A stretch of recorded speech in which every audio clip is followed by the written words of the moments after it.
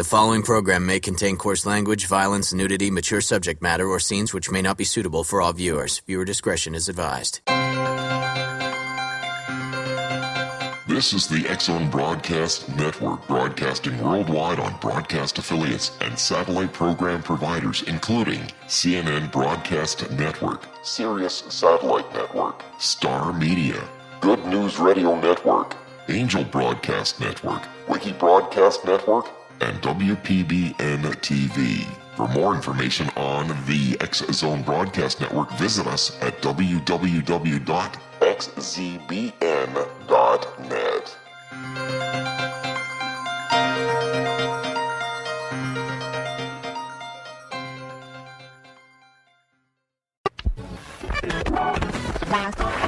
All Hit Radio.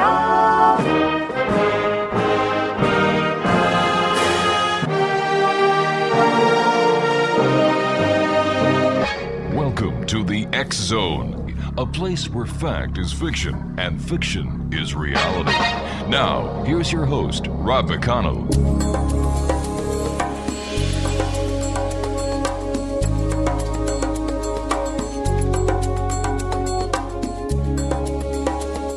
Welcome, everyone, to the X-Zone. My name is Rob McConnell. We're coming to you from our broadcast center in Hamilton, Ontario, Canada. Worldwide toll-free, 800-610-7035. My email address is xzone@xzoneradiotv.com. On all social media sites, X-Zone Radio TV, and our website, www.xzoneradiotv.com. A little bit of news before we get to our guest of this hour. Number one, the new X-Zone store is now open at www.thexzonestore.com. You can get all your favorite merchandise from, let me see, the X-Zone Radio TV show, Paragators. I think they have Haunted Kitchens up there too as well. Every show that we've done, every show that we do on radio and television is featured at thexzonestore.com. That's www.thexzonestore.com. And the Relmar Multimedia app, where you can listen to the X-Zone Radio show, the X-Zone TV show, the X Chronicles newspaper, as well as a host of other very exciting parts of this great app, is available on the Apple Store, Google Play, and Amazon. My guest this hour is Larry E. Arnold. And after leaving Lafayette College and a career in engineering, Larry founded Parascience International in 1976 to pursue the exploration of Fortean anomalies and consciousness. His controversial article, published in August of 1978, titled Meltdown at TMI2, would 8 months later be termed by the New York Times uncannily accurate in presaging the future of that nuclear meltdown near his home. An author of 3 pioneering books, The Parapsychological Impact of the Accident at 3 Mile Island, that was in 1980, The Reiki Handbook in 1982, and Ablaze, The Mysterious Fires of Spontaneous Human Combustion in 1995. He is regarded by some as the world's expert on spontaneous human combustion, and consequently by others as a world-class fool. I don't think that's appropriate here, so we're just going to take that last statement with a grain of salt. He is the director of Parascience International, and they're located in Harrisburg, Pennsylvania, and his website is www.parascience.com. And Larry E. Arnold, welcome to the X-Zone. Thank you, Rob. It's a delight to be with you and your audience this evening and doing future broadcasts. Yeah, I've got to tell you something, Larry. After reading your bio and the information that our research department gave us, you are no fool. Well, that's so kind of you to say. We will graciously accept. What was the catalyst in your life that took you away from engineering to the director of Parascience International? Well, we always grew up with an interest in science and studying things that hopefully would lead to new understanding and new knowledge. And when we left the engineering profession, by that time we were getting interested in aspects of human consciousness, the metaphysical field back in the late 60s and early 70s. And part of that interest led us into physical phenomena that seem to be ignored or facilely dismissed by mainstream academia. And one of those areas that grabbed our attention rather early was the subject of unusual fire phenomena. Back in the late 60s and early 70s, when we made this drastic career change, lots of people were studying UFOs, lots of people were tracking around woods looking for Bigfoot and so on.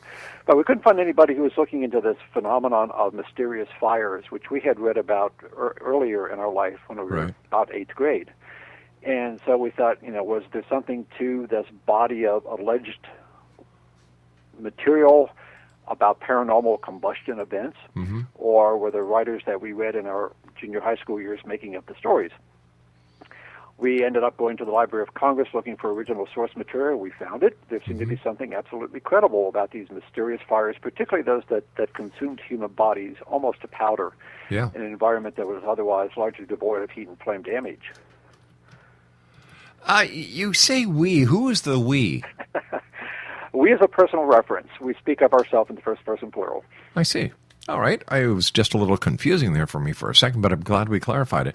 Larry, you and I have to take our first 2-minute commercial break. Please stand by. Looking forward to this very interesting hour with you, my friend. Exo Nation, Larry E. Arnold is our guest this hour. All of them are. www.parascience.com is the website. And Parascience International is located in Harrisburg, Pennsylvania. Once again, www.parascience.com. This is the X Zone, a place where people dare to believe and dare to be heard, Monday through Friday from 10 p.m. Eastern until 2 a.m. Eastern on the X Zone Broadcast Network and our growing family of broadcast affiliates worldwide. My name's Rob McConnell. This is the X Zone. Larry E. Arnold and I will return on the other side of this 2-minute break as we continue investigating the world of the paranormal and the science of parapsychology. Don't go away.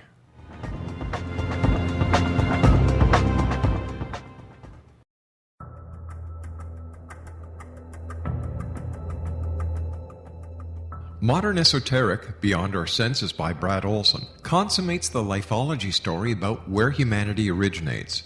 It is the lost continents, the primitive wisdom, the mythos of creation, and the rethinking of ancient history as we are taught in academia. There is much more to the story than what we have been told. As this is the first book in the Esoteric series, Modern Esoteric starts at the beginning of time and accelerates up to this modern age. Future Esoteric is book 2 in the series and takes a forward-looking position ahead of today with an open and honest examination of the ET issue and various unexplained phenomena. To discover the writings of author Brad Olson, visit www.bradolson.com. That's www.bradolson.com.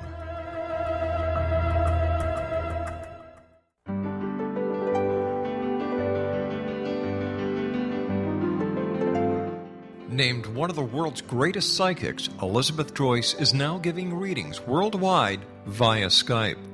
Elizabeth Joyce is recognized for her clairvoyant ability to help find missing persons, her analysis of dreams, past life regression work, mediumship, and her accurate predictions.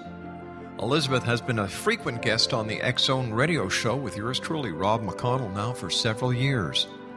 For an appointment with Elizabeth Joyce, call 201-934-8986 or Skype at elizabeth.joyce.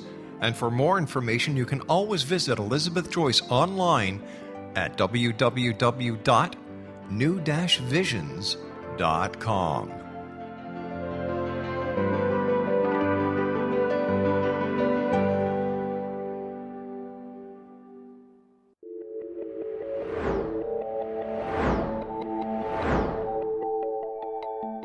Do you have a dis-ease that you would like to alleviate through a natural means? Have you been contacted by angels, ghosts, or even extraterrestrials and want to validate these experiences? Or would you simply like to speak with someone who can help you find your life's purpose? I'm Dr. Joseph Mara, and I'm offering my services free of charge for first-time clients contacting me during the month of April.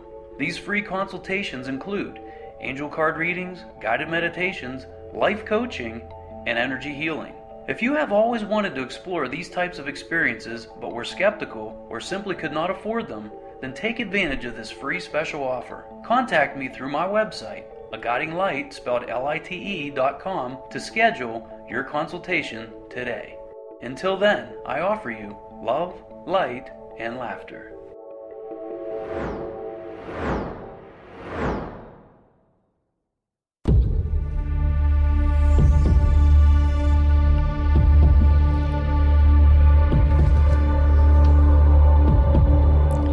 Larry E. Arnold is our special guest this hour, Exonation. He is the director at Parascience International. Their website is www.parascience.com. All right, you were talking about spontaneous human combustion during the intro. And what is SHC? You know, how would you describe spontaneous human combustion? This is our definition of the phenomenon, which is derived from 4 decades of studying cases that fit the definition. Spontaneous human combustion is the smoking, blistering, or burning of human flesh in the absence of contact with a known external flame, caustic chemical, radioactive material, high amperage electricity, or nearby radiant heat source. Those are the 5 categories that mainstream fire science says can start a fire or cause flesh to burn or blister. If you can rule out those 5 categories at a fire scene, then you're looking at something that history has called spontaneous human combustion. Now, I've heard about it, and I've seen pictures of it, but I've never actually talked to someone who's investigated the phenomenon. So take us through the history of spontaneous human combustion, when it was first evidenced, and when has been the latest case of SHC.